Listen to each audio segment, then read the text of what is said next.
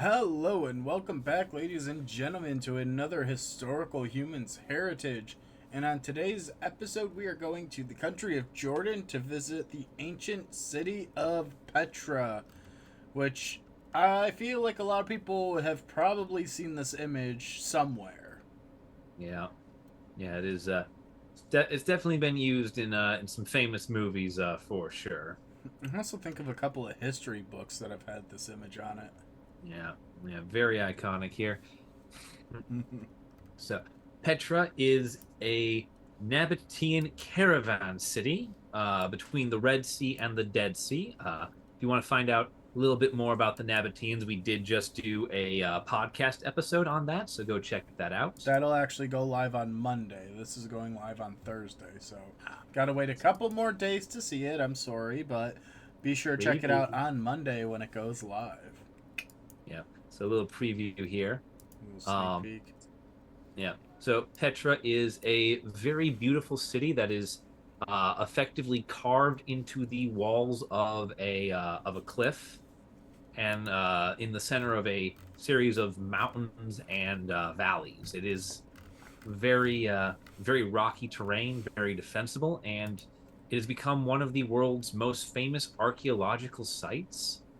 Uh, as not only is it massive and beautiful, stone carved architecture here, but it's also one of those places where you see a blend between Eastern and Western traditions, with the Greek and Roman influence coming in and melding with the more indigenous Arabic elements.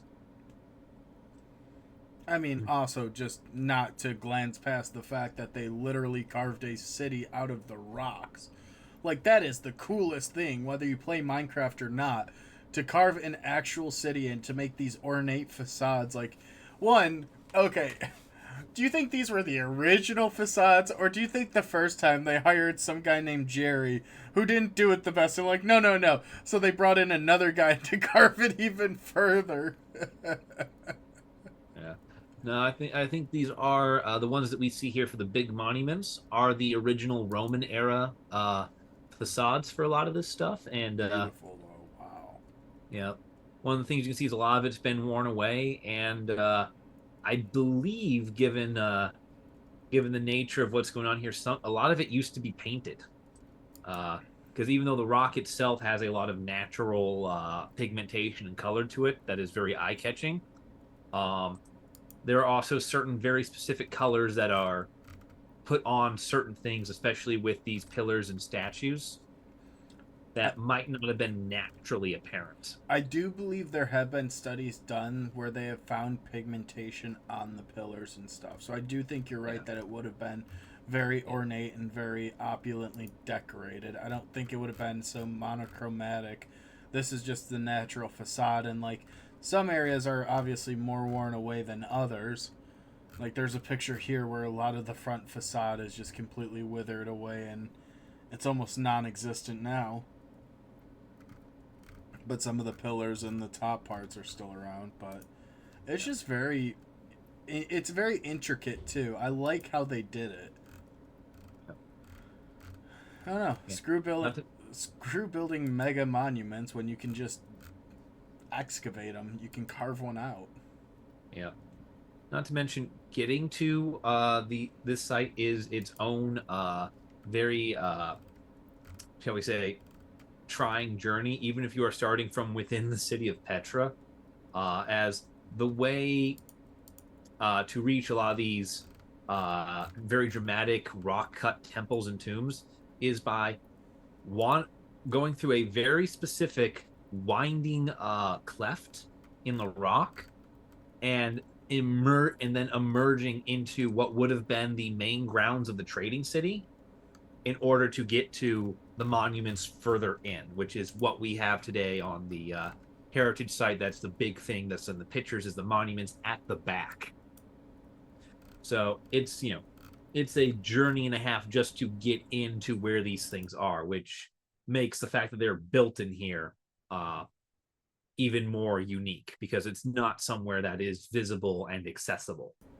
I do also think it's kind of smart, given that they're in the middle of the desert, in that these caves would be a lot cooler and you'd be hidden in like little valleys and ridges. So I think overall it'd probably be a lot more comfortable to be in and around versus the outside areas. You know, Yeah. some natural protections there. Yeah.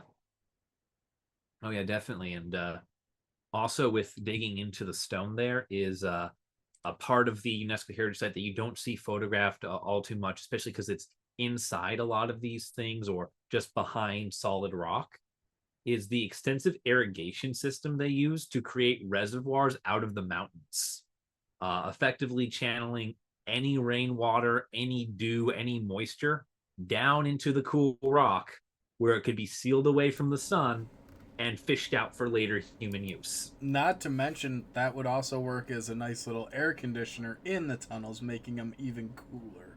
Yeah. So, So there's yeah, they're very intelligent, very smart, and what a clever way. yeah, it is very it's just very elaborate. Uh, One of the fun things with this is there is evidence of use at this site throughout most of human history. There's evidence of human use here going as far back as the Neolithic period, and settlements appearing as late as the Crusades. So that is a very long time. It's about 4,000, 5,000 years, I think, given the general timeline presented here.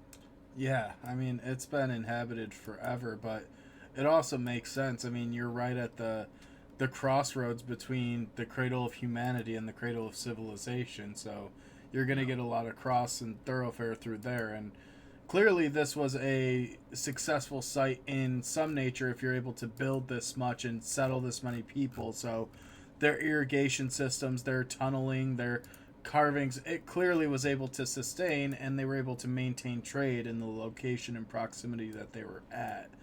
So Yeah. it's really interesting to see. I mean, it's not. I think this captures our imagination because of how monumental the remains are and how well preserved they are. Like, this is one of the most well preserved sites anywhere, I would think. And yeah, I mean, the fact that it's a UNESCO site is no shock whatsoever, and that's part of why it is on the UNESCO site. I mean, the Nabatean Hellenistic rock temples, the serried rows of rock cut tombs. I mean, you have this unique blend of architectural styles. You have this unique style of building and carving. Um, it's really it's unique, and it's an eyesight into a culture that usually is a footnote of in the histories of a lot of other civilizations, to steal Cullum's saying from earlier Oh yes, yeah, yeah. You'll hear that a bunch in the in the talk about the podcast. Nabateans. These people do get overlooked by history, but clearly they are more than capable of leaving their mark. Just the city alone is proof of that. If you knew nothing about them besides. Um, Yeah, so it's very interesting, and a lot of this it maintains its it maintains a lot of its integrity. However, there are a couple of issues that are happening, mainly due to nature and due to a lot of grazing in the area. So the monuments themselves are facing effects from erosion with the rain and with water, and especially with flash floods that have the potential to carry a lot of power and a lot of potential with them, can really do a lot of damage. And then a lot of grazing animals actually contribute to this because they reduce a lot of the plants and vegetation on the surface that help root in a lot of soils, and this causes a certain amount of erosion that happens. And then to kind of add onto it, it's also facing a lot of effects that a ton of these sites are facing, where the tourism industry is placing a massive pressure on the area, where they maybe aren't able to handle the amount of tourists that are visiting each and every day and every year, where they need to build out more bathrooms, they need to build out larger visitor center, more parking. There's a lot of things that go into it that can really place a massive pressure on these parks. Yeah, and speaking of the pressure, one of the interesting things about how Petra is managed uh, is something that, well, it would definitely slow down any sort of response to an immediate crisis, is something that I think alleviates some of that public pressure in its own way. And that is that the site ends up being managed by three separate rings, each of which is wholly autonomous from the other and in charge of a different thing, which is a little bit unique in some of the protection and management that we've seen for a lot of these UNESCO sites that we've gone through. Because the responsibility for the protection of the site is with the Department of Antiquities. Um, the site itself has to be managed by the Ministry of Tourism and Antiquities, which is a wholly separate entity. There is no single person that rules over both of them at like any point in government short of the head of state. Um, and then the act of planning and implementing any sort of infrastructure project in and around the site, uh, all the planning and implementation for that belongs to a wholly separate third entity called the Petra Regional Authority. And so effectively, for anything to get done, you have to go through each one of these in turn in order to either get approved, get a plan laid out, or get it put in place. And because of that, that does help alleviate some of the public pressure on a lot of politicians and a lot of the people in charge of managing these sites to act now and potentially do something hasty in the interest of immediately preserving something or immediately answering the needs of tourism.